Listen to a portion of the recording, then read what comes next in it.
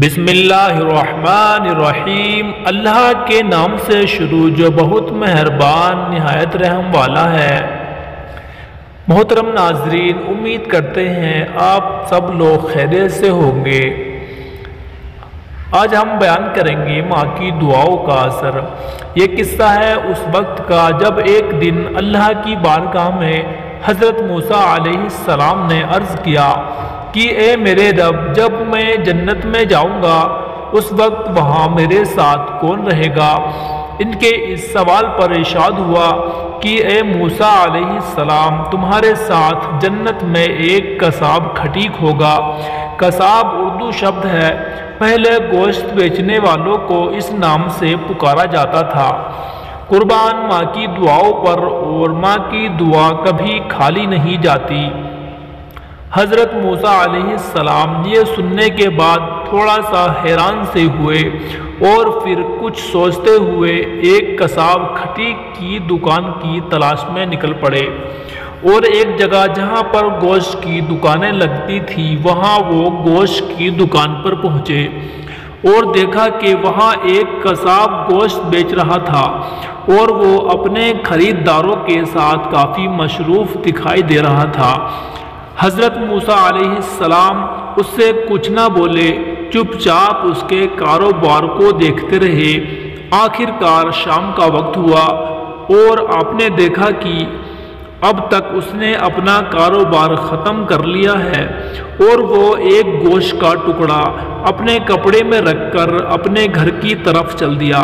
اس گوشت بیچنے والے کے گھر خود کو مہمان بن جانے کی اجازت مانگی۔ اس کے لیے وہ راضی بھی ہو گئے اور انہیں اپنے ساتھ گھر لے گئے۔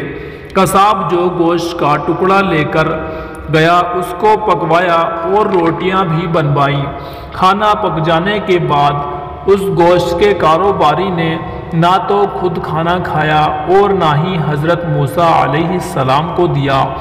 اس نے سب سے پہلے ایک کٹوری میں تھوڑا سا شوربہ نکالا اور نرم روٹیاں توڑ کر اس کو اس شوربے میں مل لیا، اور اس کو لے کر وہ دوسرے کمرے میں چلے گئے۔ وہاں اس کمرے میں ایک بوڑھی عورت آرام فرما رہی تھی۔ اس نے ان کو دھیرے سے اٹھایا اور بڑے پیار سے کھانا کھلایا، اور کھانا کھانے کے بعد پھر انہیں واپس آرام کرنے کے لیے لٹا دیا۔ اس کے بعد اس بڑھیا نے ان کے کان میں کچھ کہا، جس سے سن کر گوشت بیچنے والے کاروباری کے چہرے پر ایک دم مسکان دوڑ گئی۔ اس کے بعد وہ اپنے کمرے میں واپس چلا آیا۔ یہ سب ماجرا حضرت موسیٰ علیہ السلام دیکھ رہے تھے۔ انہوں نے قصاب سے پوچھا کہ وہ کون ہے، اور انہوں نے تمہارے کان میں ایسا کیا کہا جس سے تمہارے چہرے پر ایک دم سے مسکان کھل اٹھی؟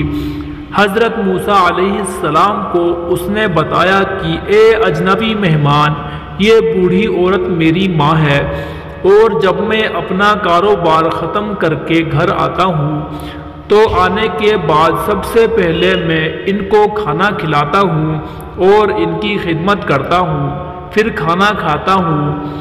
ہر روز میری ماں خوش ہو کر مجھے دعا دیتی ہے، اور آج تو انہوں نے ایسی دعا دی ہے کہ مجھے سن کر ان کی بات پر ہنسی آ گئی۔